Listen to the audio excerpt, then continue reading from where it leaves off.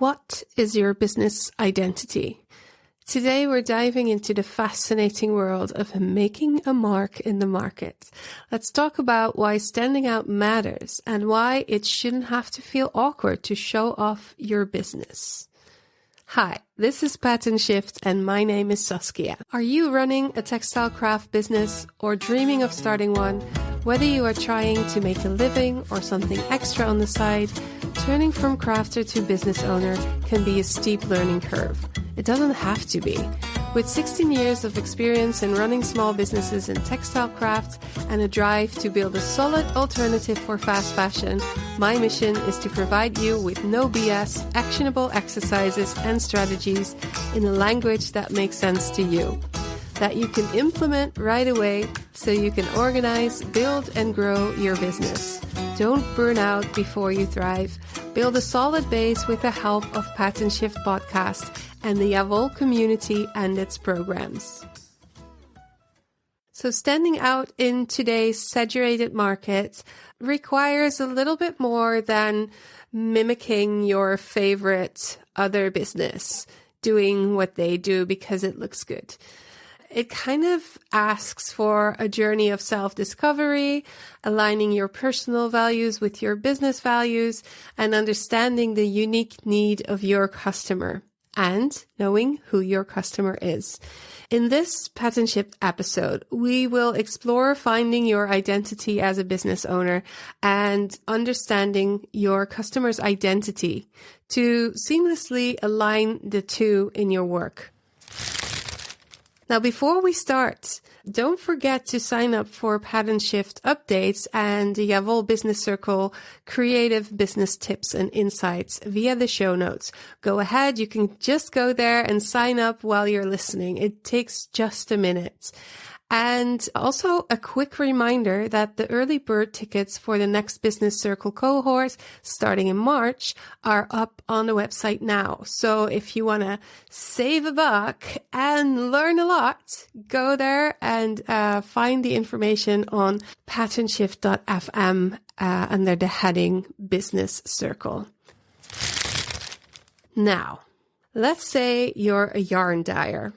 Now, in order to stand out from a crowd of lots of indie yarn dyers, it is crucial to identify and express your unique identity and values rather than copying what other popular businesses are doing. Of course, you can get inspired. That's probably why you want to do it in the first place, because you love what other people are doing so much.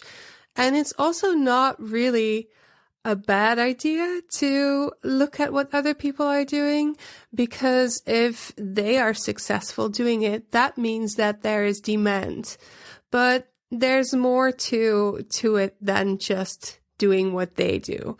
I mean, we probably all know the book Steal Like an Artist, but there's some flexibility there. And the best way to do that is to really make a holistic approach to this whole identity thing. That's why I made 2 different episodes about it. One that's focusing on your own identity as a business owner, and this one, the second one, that's focusing on your customer's identity.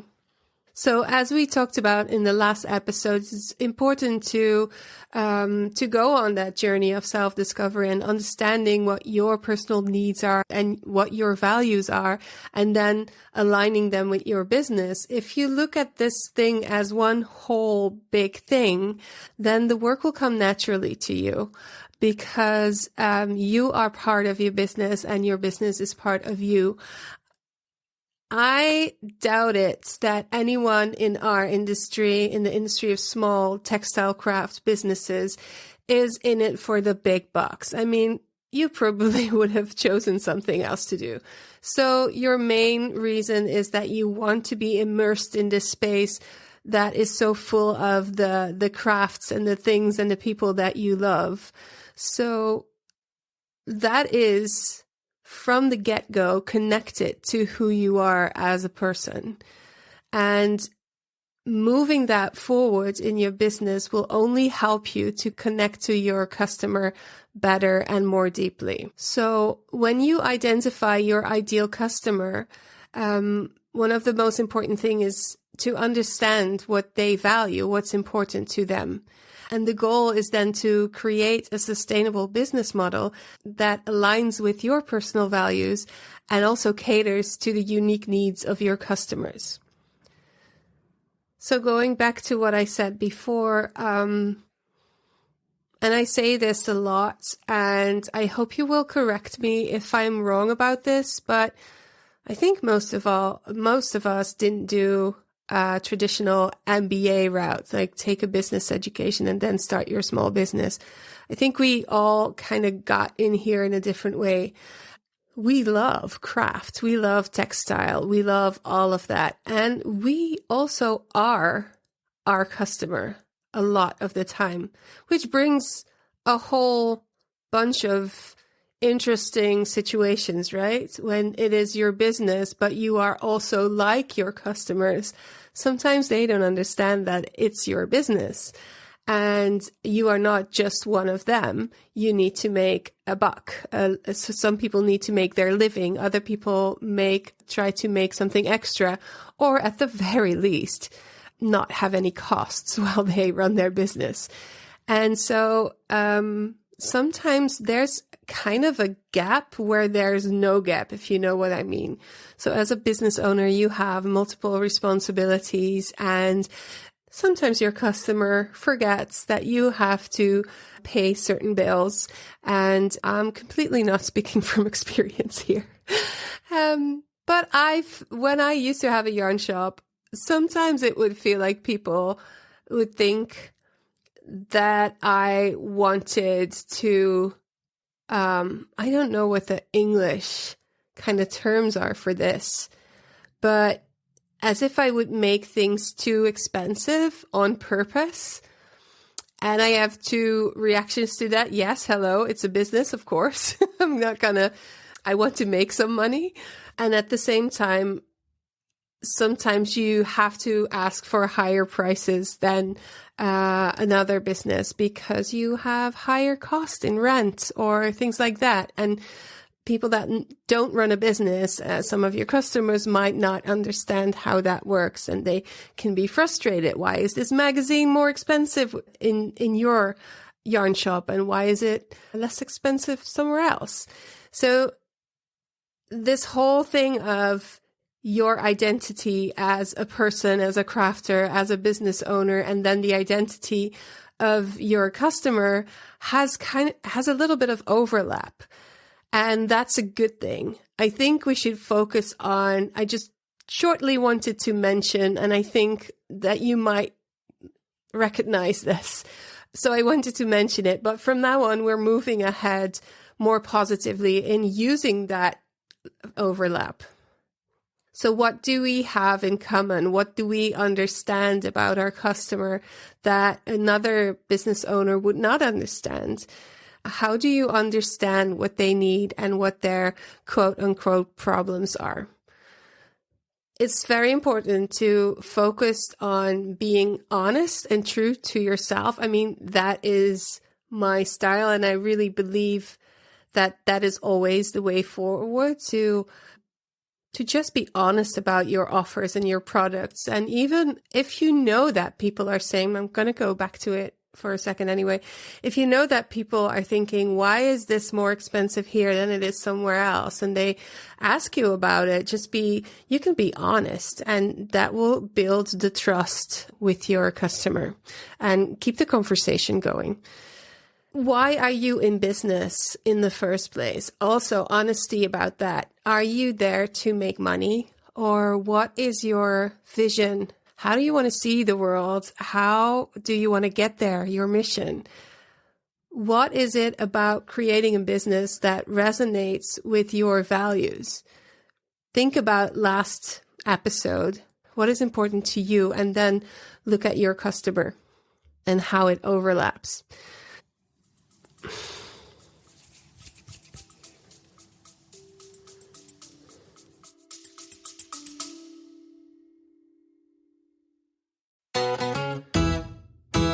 Hello, friends. I just want to say something to you quickly. So if you're liking the podcast, if you're liking what I'm talking about, consider joining the mailing list. I have bi-weekly updates on the podcast and or business insights and tips. The occasional exercise to get you ahead. If you want to actually talk to other business owners about the things that I talk about here on the podcast, why not become a Yavol community member for as little as €8.50 a month?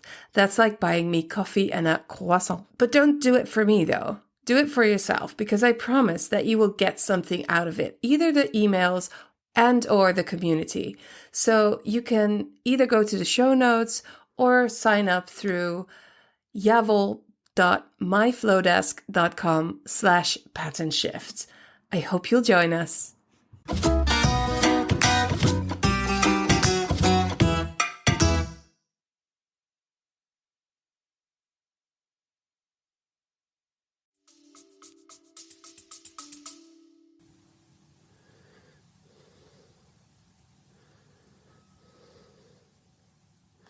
Just recapping two aspects of this process, where we talk about our own identity and our business identity. So now I want to focus on step 3 and step 4.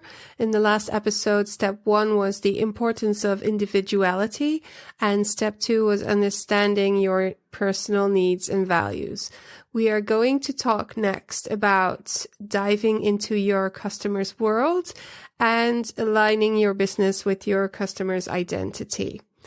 So step number 3, dive into your customer's world, is a great way of working with the customer, is to have them in your head when you are building your website, when you are ordering your products, when you are making your products, when you are showing up on social media, when you are showing up on social media. All that work is not just kind of screaming into the void with, I have new products. You are communicating to a person. And I'm saying a person. I'm actually talking to you right now, and I'm not talking to all of you, because in my mind, my customer persona, quote unquote, is probably doing the laundry and listening to this episode just before they go to pick the kids up and then go to work. Something like that. Just having that person in your mind makes it so much easier to communicate to them and to find the right words and to connect on a little bit of a deeper level. The kind of words that I not necessarily choose, but that is also to the point of these whole 2 episodes. I don't have to pick my words because this persona, this customer is close to my heart. They feel like they're my friend. So I can feel like I can swear a little and I can make a joke and I can stumble. My words should not have to be perfect. They're okay with that. That is the customer I would like to work with. So that makes it so much easier for me to record these episodes, because in my head, I'm never judged, because this person that's listening on the other side, on the other end, they wish me well, and they are kind and energetic and curious. They want to know. They might not always agree. That is fine. I don't always agree with my friends. So I hope this gives you a little bit of an insight in what I mean when I talk about a persona for your ideal customer, to envision that. Who is this person? What are they interested in? What are their values, as we talk about a lot? But also, what are their pain points? What do they struggle with? Because if you know who this person is, then you can take steps to reduce their pain points and perhaps even eliminate. How can you help them succeed? And how can you help them? How can you support them in what they're doing? So in this work of branding and finding that customer persona, they talk a lot about what's your customer's problem. And that feels really heavy, right? I mean, problem, they don't have yarn, or their problem is they don't know how to crochet. And that's the problem. That doesn't feel like it's a big, huge problem, but that's why you are there, to help them fix it, to teach them how to crochet, to offer them your pattern, because they've always wanted this V-neck cardigan that's cropped, and now you've designed it for them. So that is amazing. That is big, and that is solving problems. But we can even tone it down a little bit. Solve their problems, or give them good feelings. That's what you're focusing on here. So what are they interested in? Is it circular economy? Is it super bright colors? Is it learning fast? Is it connecting to other crafters? It could be anything. What is important to them? Are they eating organically? I mean, talking about my persona now, but sometimes it's so much part of me that it's hard to think out of the box. But then again, I'm speaking to my customer who is similar to me, because we have overlap. I don't say we don't have everything in common, because I still have something to teach them. So we're not like, I'm a little bit ahead, I'd say, or in a different space. I can offer things that they couldn't find otherwise. So they might be more experienced than I am in running businesses, but I can help them find that time and space to work on their shit, as I say. And that makes me different from them. But at the same time, I've been in their shoes. So I'm also same-ish. So I hope this makes sense to you. Thinking about their lifestyle, their preferences, their challenges, all of that. Now, big businesses do deep research on these kinds of things, surveys, all of that. What I'd like you to do is, here it goes. It's super hard. It's talk to your customer. Talk to your existing customer and just ask them questions. That's it. In the business circle, we do this whole thing around that and how you can do that and how you can make it easy, because it sounds easy and it is easier than you think, but sometimes we make it bigger in our heads than we need to. But it's really about understanding who they are. So you kind of already have a customer, but you can also decide who you want to have as a customer.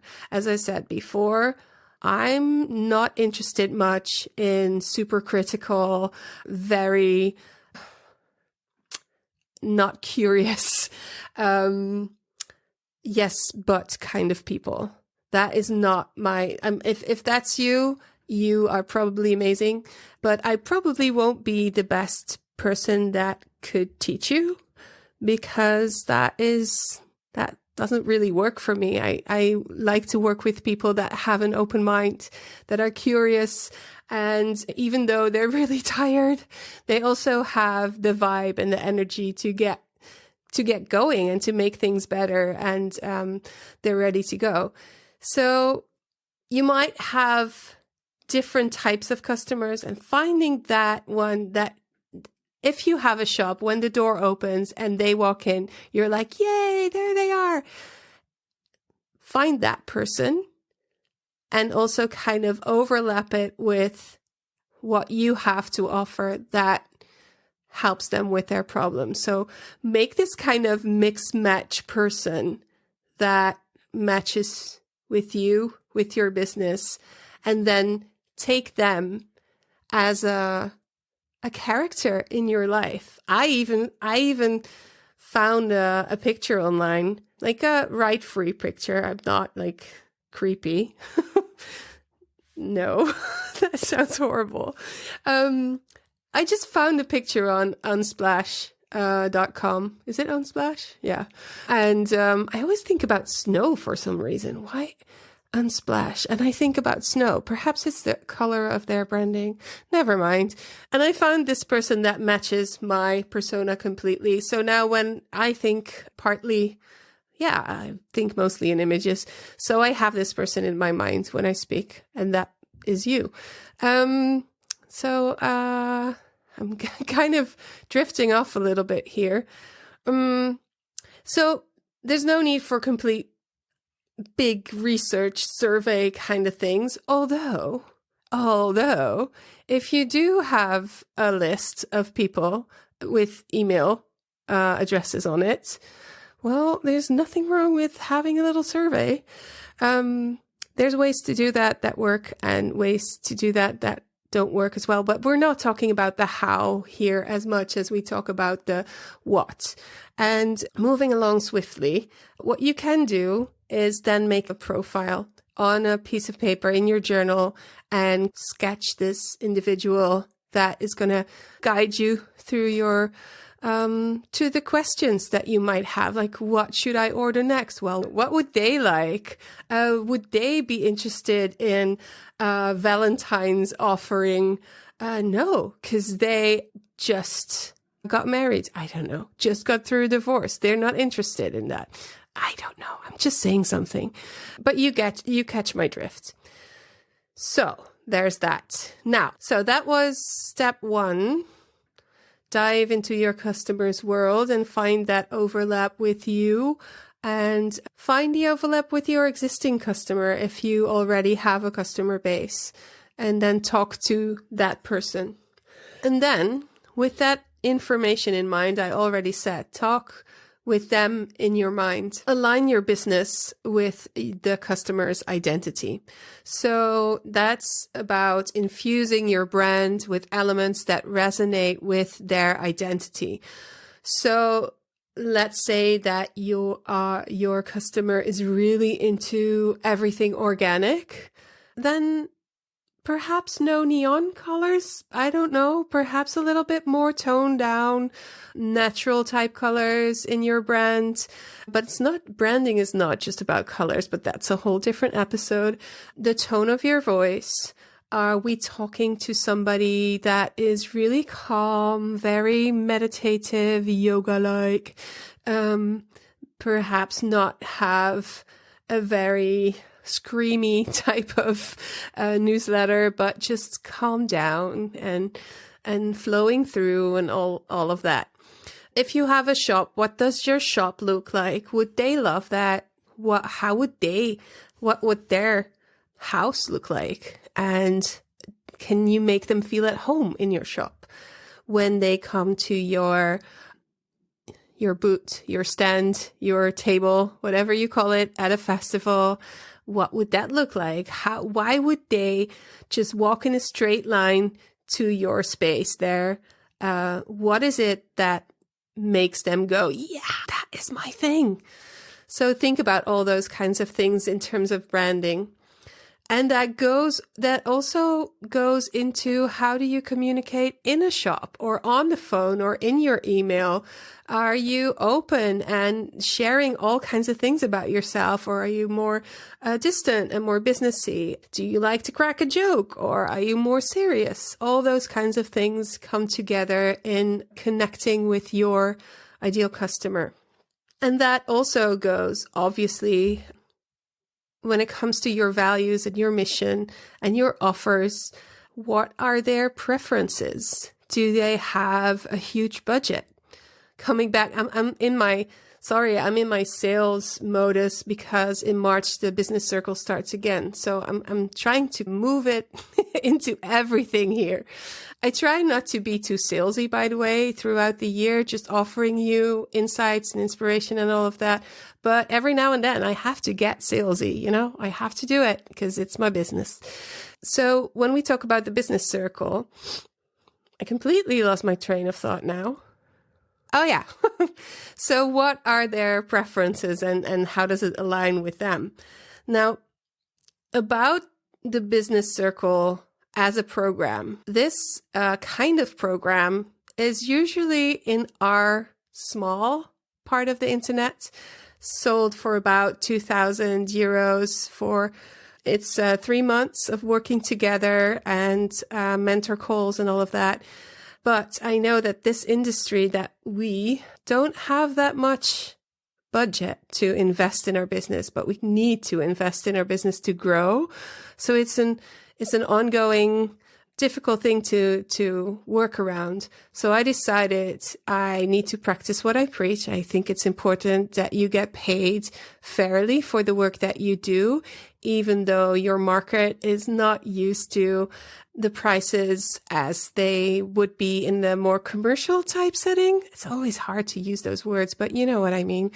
And so I decided to keep my price quite low and to have an early bird offering, so that if you're ready, you can save a little bit more and look at it from the perspective of my customer. And it also has to do with, if it's too low of a price, then that also does something to the credibility of the thing that's offered. If you think about, let's say, a big business setting, a big commercial business, then they would pay me even more than this amount of money. So aligning with your customer is very important. And there might be bigger questions connected to that. Do you want to do that kind of work for that kind of money? Does it feel fair? Will it keep your business going or not? And does it need to or not? All kind of valid questions that connect to your values and your customer's values. So for me, are you taking your business seriously enough to want to spend 1,400 euros to take a really intensive, great program, or not? Either is fine, but I know that I've had colleagues in I'm also part of communities of small business owners in other industries, and they're all trying to make a change in the world. And we talk a lot about fair pricing and stuff, but fair pricing and sustainability is not just directed at the customer. It's also about yourself. So if you cannot sustain your business, then there's no point to it. So that it's kind of a balance. And this particular one took me, I took a course to decide what the price should be, because I wanted to do it right. And I wanted to feel like I was ready to pay money so that I could be comfortable in knowing that I made the right decision. And I don't regret that at all. That was a step forward for my business. So I invested in learning more about fair pricing and all of that. And ever since, I've had positive feedback. People are saying it is well worth the money. It's worth more, but I'm glad it wasn't more expensive.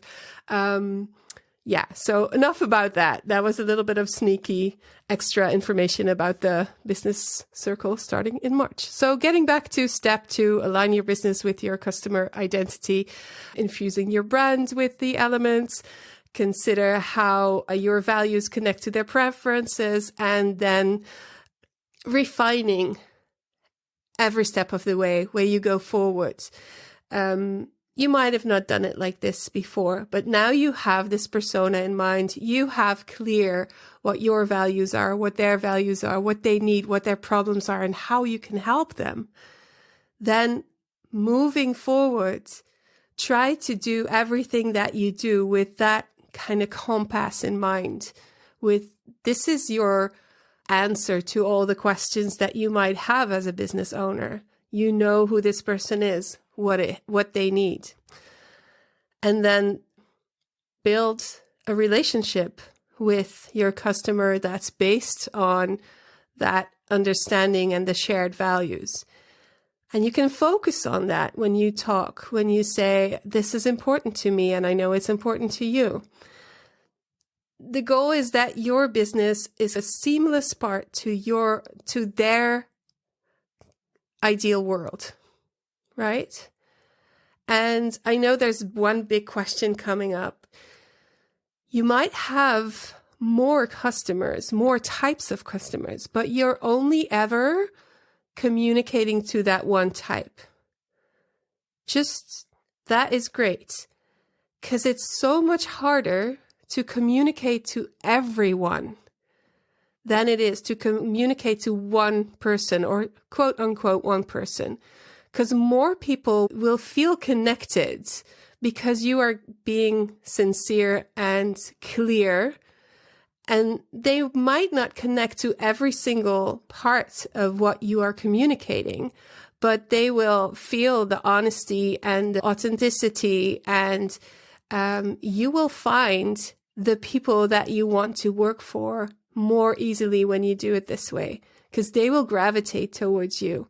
And the other people, they won't mind if you're not completely saying what they want to hear. And sometimes they will. And that is good, because you cannot be all things to all people. And you need to take care of yourself and take care of your customers.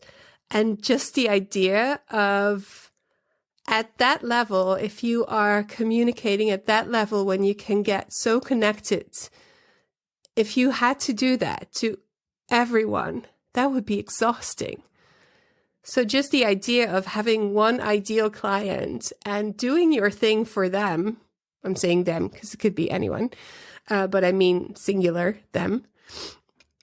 That makes it's a mind shift. It really makes a difference in how you work. It also takes away a lot of pressure when it comes to social media. You are talking to this one person, and your aim is not to get thousands of followers. Your aim is to find that person, but it will be those people that connect to you in that kind of a way. Because if you choose how you communicate, and you're not communicating generically, then you will stand out.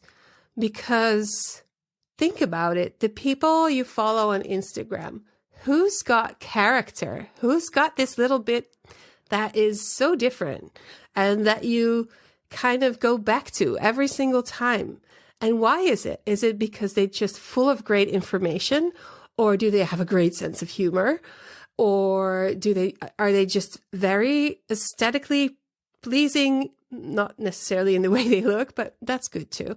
Or the stuff they put out could be anything. But remember that being yourself, true to who you are, what you need, your values, finding a customer that has overlap with that, and whom, do you hear that? I said whom. So good at English. Maybe I messed it up now. And whom you can serve in a way that kind of makes you feel happy as well, because it's so close to what you want to do and what you can do for them. And then you never have to feel rushed or awkward or nervous. Oh my God, I thought about this huge thing and now they might not like it. You'll do things that you know your customer will like. And if you're not sure, you're just going to ask them. You're just going to ask them, right? All right. I basically told you everything you need to do. I mean, it's hard to do it by yourself. That's why we have the business circle. But if you get this work done, things will really be so much easier and feel so much lighter. I promise. It's a promise. So just bringing it all together. We talked about 2 vibes that are important in this kind of work. And that is, look at the holistic picture. Look at the whole thing. You, them, your business, the whole thing. It all matters. It's all connected. And then, but at the same time, just focus on being honest and true to yourself. If you do that, you'll always feel at ease. If you're honest and true to yourself, You'll feel good about what you do. You won't step out of boundaries. You will be honest and true. Okay, so holistic, being honest and true. That's kind of the vibes you want to find. And then taking the steps of figuring out the importance of your individuality, last episode. And step 2, also last episode, understanding what your needs and values are. And then in this episode, we talked about diving into your customer's world and aligning your business with your customer's identity.